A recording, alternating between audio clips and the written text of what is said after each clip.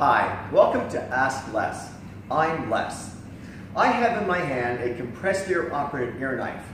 Typically, we replace rows of pipe with holes in it to reduce the energy consumption and to reduce noise levels in blow-off, cooling, and drying applications. We had a customer contact us that had several conveying lines utilizing rows of pipe with holes to blow and dry their parts that are being produced. The question was, should they replace the pipe with holes with the compressed air operated knife, or should they go to a blower system because they were under the impression that a blower system would use a lot less energy? So let's look at this. Let's go through the process of how they decided in the end to use the compressed air operated air knife. It is true, a blower system will utilize a lot less energy usually compared to a compressed air blow-off, but not always. Okay? So, when drying, you use a compressed air operated system or a blower system. Here's the first thing we discussed. We considered what is the actual force needed to do the drying. The pipe of holes had input compressed air at 80 pounds pressure. They tested one of the compressed air operated air knives, and they found that they were able to reduce the pressure to 60 pounds. Now, the compressed air that they have in the factory is primarily used for these systems. So they realized they could actually reduce the pressure of the compressor to a lower operating pressure, enough to save as much as 30% energy on the compressed air use, just by reducing the pressure needed. That's the first thing. But it didn't stop there. We then asked, how often do you actually need to dry? Because the part, as it goes along the conveyor, there are spaces between the parts. What they found is that they could use it intermittently.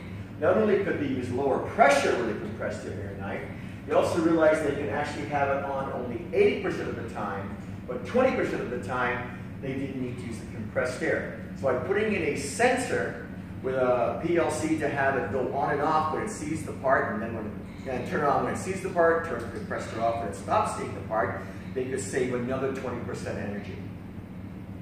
And we offered a system called our PLCSC system to be able to do that. So that was the compressed air end.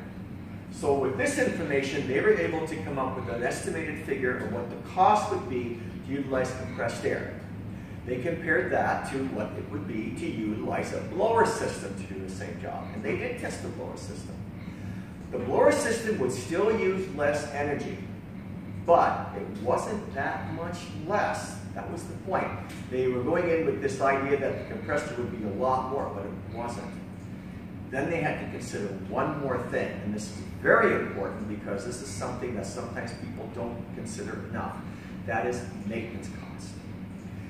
Utilizing the compressed air operated air knife, the maintenance cost would not change at all. The compressors are still there, they still need them for a few other applications, so no increase in maintenance cost. However, if they put a blower system on each line, you now have increased maintenance costs for each blower.